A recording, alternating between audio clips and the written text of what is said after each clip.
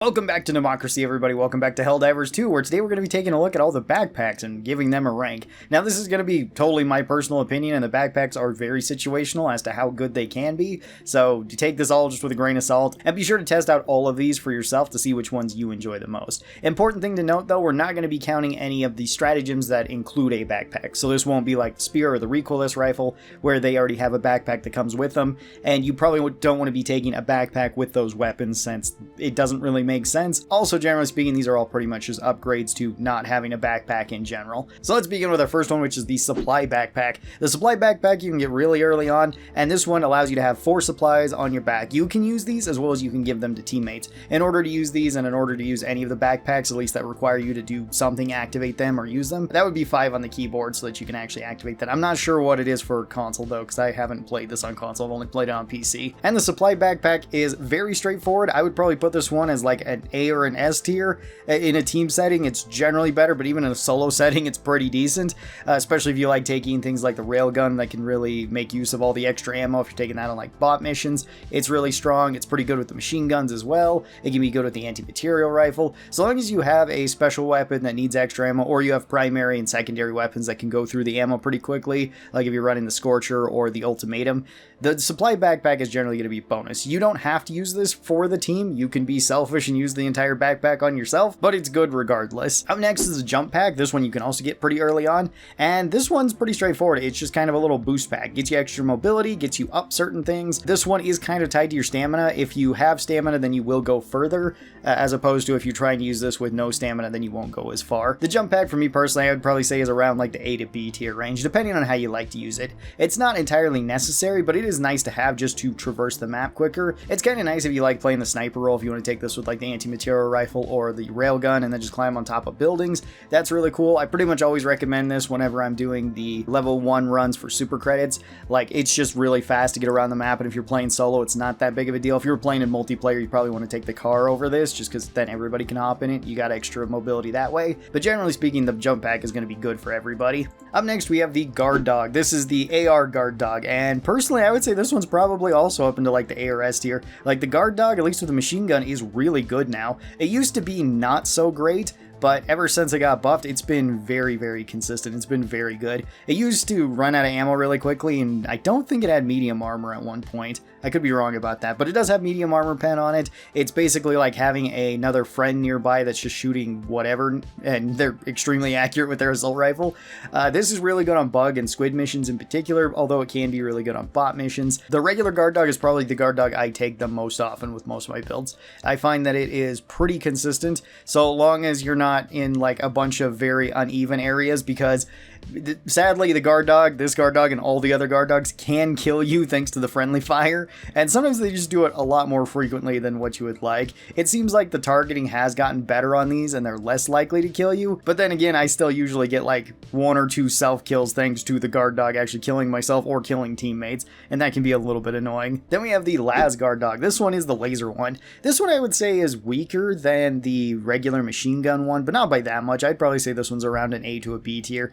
It's still generally pretty good. It doesn't run out of ammo, which is nice. It will have infinite ammo, so you never have to worry about that. Although with how the regular guard dog has been buffed, usually that's not a concern either. There's generally times where you can either call in a resupply or just find ammo laying around on the ground and make use of that. This one, when it first came out, I would say was like the best guard dog. It still had sometimes the problem of killing teammates, and ever since they kind of fixed how armor works in the game, it's less likely for that to happen, because before it would usually just go right behind you and drill you in the back of the head with the laser and kill you in like 2 seconds. It was really, really annoying at one point, but it has gotten better, and it's still a pretty decent backpack to be taken. I find it best on the bug and squid missions. Again, on bot missions, I still find it fine, but it's kind of like the other guard dog where it's kind of iffy.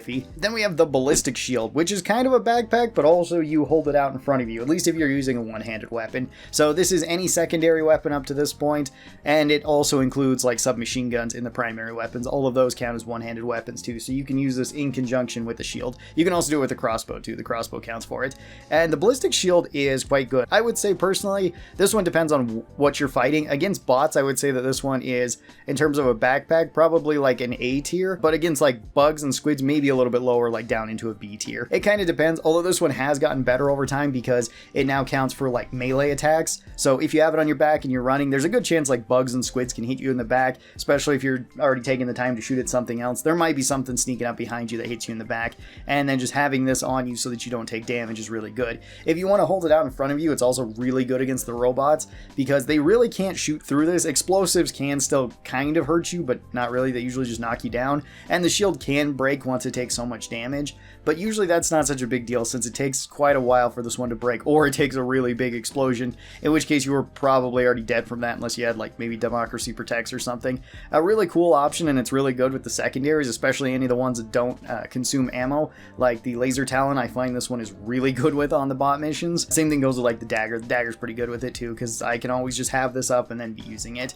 The Ballistic Shield I find to be pretty consistent. Then we have the Shield Generator Backpack. This one I would probably say is like another A to an S tier in terms of a backpack. This one has just always been good. It is kind of a later game one, or at least you have to be level 20 to unlock it, and it does take a decent amount of requisition slips, but this one is almost always going to be a good option to have on any build, so long as you don't already have your backpack slot taken. Like if you're taking the autocannon, recoil, spear, anything like that that already comes with a backpack, the Shield Generator is really good to be picking up. It's really good to be taking too, because if you stay alive for so long and you already have another one of these, you can give it to your teammates that might not have backpacks, and this just essentially gives you another health bar that has to break before they can actually hurt you. As well as this one is potentially a target for teammate stratagems, like if they throw something near you and it sticks to the shield, the stratagem might land on top of you, which is not great. You can drop the backpack to get away from that if you're fast enough, but sometimes that isn't always the most practical thing. Shield Generator Backpack though is generally really good. Up next is the Guard Dog's Dog Breath. This one comes with the Poison War Bond, and this one is a poison throwing guard dog.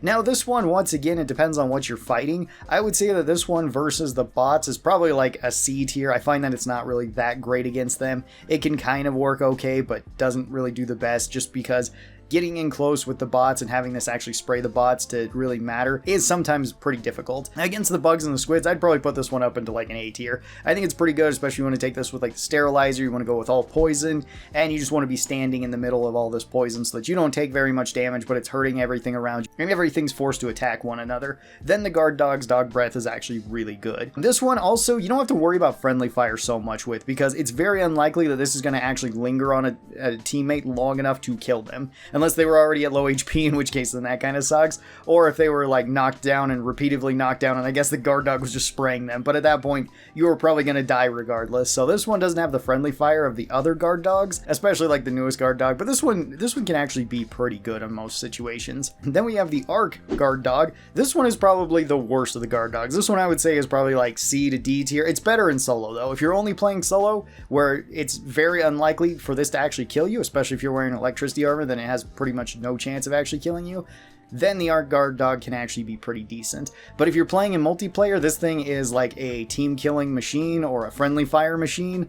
You generally want to be staying a good distance away, because this is a guard dog that has a blitzer on it. The blitzer is the arc shotgun sort of weapon, where it just kind of throws out electricity, and that electricity can jump from enemy to enemy, or from enemy to friend, or from friend to friend. So the Arc Guard Dog can be really frustrating to be using. It can be really frustrating for teammates, because obviously you don't want to be getting killed by your own teammates' stuff. So if you're staying outside of the team area, it's actually pretty decent. It still does good damage, but it's still more awkward for me personally if I want to take like the machine gun guard dog. I find that one's just a bit better. Up next we have the Directional Shield. The Directional Shield is a very strange one. The Directional Shield I would probably also say is like a C tier overall. Against basically everything. Technically it's best against bots, but the problem with the Directional Shield is that I find that it is just a worse version of the Ballistic Shield. The Ballistic Shield gives me melee damage, so I can use it against basically everything, and I can throw it on my back, so even if I'm using not even my secondary that often, but I'm going to the primary weapon, I at least still have some protection in the back. Same thing kind of goes with the Bubble Shield. I find that one a little bit better because it will protect me from all sides,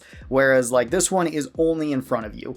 And it does open up quite a bit, so teammates can actually get behind it and use it as well, but it doesn't have very much life on it, so if enemies are focusing you, it's probably going to break really fast, similar to like the bubble, except for with the bubble, you know, if teammates are kind of taking cover behind you, it's just out of convenience, whereas this one, it seems like you're intentionally trying to do that. You also have to be looking at the enemy. With the Bubble Shield, you don't really need that. You can still shoot through this and still aim the same way that you would with the Ballistic Shield, but again, at that point, like if I hold this out and there is Devastator shooting at me, and I have the Ballistic Shield out. If they have a machine gun, they can't do anything to me. The Ballistic Shield's going to absorb basically all the shots, and I can just fire back at them. So it's not really that big of a deal. It gives me plenty of time. With the Directional Shield, though, if I have this out, I still have to kill the enemy before they break my shield, and then they can still shoot me. So if a Devastator decides just to empty everything out on me, it's going to break the shield, and then I'm going to be left vulnerable again. Similar to if it was the Bubble Shield, but again, the Bubble Shield, I can have my primary out, whereas this one I have to have my secondary out. So I find the Directional Shield is just in a very awkward spot. I feel like it should get buffed. I'm not sure exactly how. Maybe if you could like place it down or something, that could make it a little bit better. At least it would be kind of a static defense then. Next backpack is the Portable Hellbomb, and this one is awesome. This one is probably like an A or an S tier as well. The Portable Hellbomb, when used correctly, is absolutely devastating and can do so much more than like quite a few stratagems can. Mostly on like bot missions, I find the Portable Hellbomb to be the best, although this can work really well on squid or bug missions too. What this is just a portable nuke that you have on your back that you can arm and then take into the enemy. You can hand deliver this nuke to somebody. You can also drop the backpack, and you don't need to explode from this, which is generally the best way of doing this, but this is as strong as a regular Hellbomb. It can take out everything that a Hellbomb can. So this can take out any structure in the game, this can take out any enemy in the game. It is very powerful, and usually it can take out multiple structures depending on your placement. It can be really, really good. It also doesn't have such a long cooldown, similar to the other shields, although this one, I guess, is the most likely to be used shield in terms of like you're going to get rid of it, as opposed to all the other ones where you can keep them as long as you would like. Even when like the supply backpack's out of ammo, you could still resupply it. The Hellbomb backpack is definitely a one-time use thing, and then you're going to need to get a new one, but it is incredibly devastating. And then our last backpack is the Hover Pack, and this one's kind of cool. This one's similar to the Jump Pack, although you get to linger in the air a lot longer. This one is also situationally good or bad. Against bots, I would probably say that this one's like C tier, because against bots, it's just not good. Generally, you're just a sitting target up in the air where they can all fire at you. You don't have any cover up there, and certain other structures as well as certain bots just have an easier time shooting you out of the air than what you would be if you were on the ground. So the Hover Pack is really bad then, but against like the bugs and the squids, you could say that this one's like an A or an S tier depending on what type of mission you're going on and where you plan on fighting stuff. Because if you want to take this with like the grenade launcher or the crossbow or the eruptor, anything that can close up like bug tunnels is really, really good in combination with this, because you can just like hover up in the air, take shots, kill everything that way. It's also really good with the flamethrower, since you can jump up to like a Titan's level and then just burn them, and the Titan will die very quickly thanks to that. Generally speaking, the bugs and the squids can't hit you up in the air, at least not easy. Some of the squid units still can, and Leviathan could potentially take you out from the air. Some of the bugs can still jump up there depending on the terrain, and they can potentially kill you that way, but for the most part, you're pretty safe against them. And that's all the backpacks and Helldivers. Which ones are your favorite? I know there's going to be plenty of people that say the Portable Hellbomb, and I agree, the Portable Hellbomb is one of my favorite backpacks in the game too, but I'm interested about some of the other ones. How do you guys feel about each of these? Thank you guys so very much for watching this. Hope that you guys enjoyed it, and I'll talk to you next time. Bye bye, everybody.